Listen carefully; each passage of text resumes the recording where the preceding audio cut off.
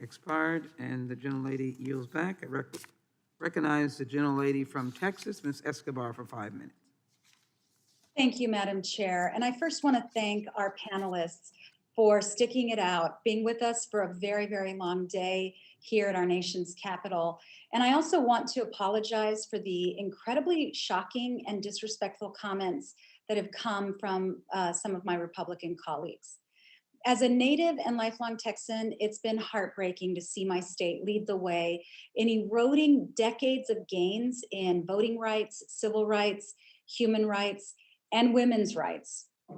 We have talked at great length, and rightfully so, about the dangerous impact Texas SB 8 law has on women and on Texans, but it also has a dangerous impact on providers.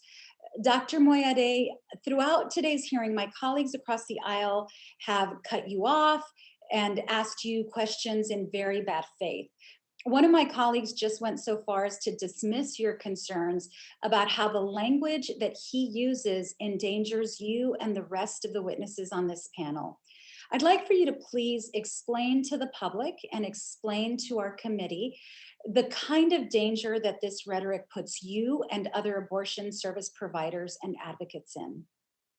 Thank you so much for that question, Representative, and thank you for your service to our state. Anytime there is a hearing like this, federally or locally in our legislature, we see an increase in protesting and harassment outside of our clinics. I see personally an increase in letters, threats, and harassment online and by mail. And when the representatives engage in this sort of conduct where they equate me or my colleagues here as murderers, right now, I have been receiving messages on Instagram and on Twitter saying that I'm an evil person, that I deserve to die, right? I'm a mom too. I'm a person too. And I deeply care for my community. I'm not in DC today because last night I was delivering babies here in my community.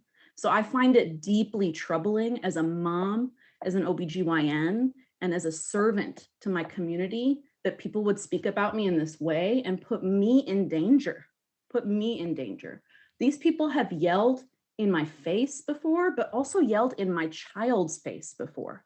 That is not someone who cares about children at all.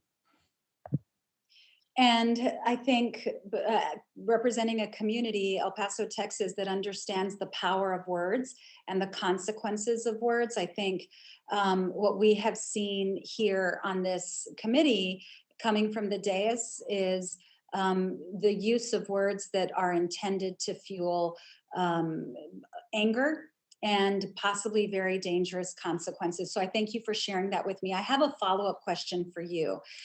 Throughout the hearing, you have been interrupted. You have things have been said that you've wanted to respond to, but have not been able to respond to. Is there anything that you heard here today about pregnancy, abortion care, or the impacts of SB 8 that you would like to clarify for the record using the remainder of my time? Yes, I would love to. I want to start by saying that abortion has always existed. As long as people have given birth, they have had abortions, and abortion is a necessary part of our reproductive lives. Without access to abortion care, maternal health and mortality is extremely in danger. I also want to clarify that abortion is not always a tragic decision, that many people are resolute in their decisions, and it's okay to have one abortion.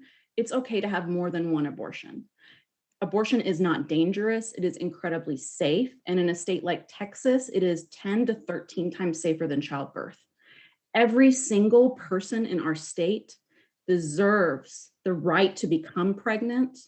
They deserve the right to not be pregnant, and they deserve the right to parent their children in safe and healthy environments. If the representatives here truly care about children and families, I would love to work with them on policies that truly elevate our communities. Right now, we're talking about paid parental leave And so many representatives here don't want to support parents after they give birth. That is one of the best things you can do to prevent infant mortality. It's one of the best things you can do to prevent postpartum depression. I don't understand at all why they don't care about us and why they don't care about our families. Thank you so much. There's clearly a difference between being pro-life and being pro-birth. Thank you for your testimony.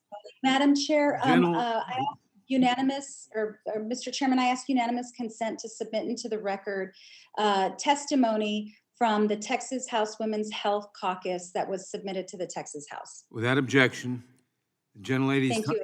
gentlelady's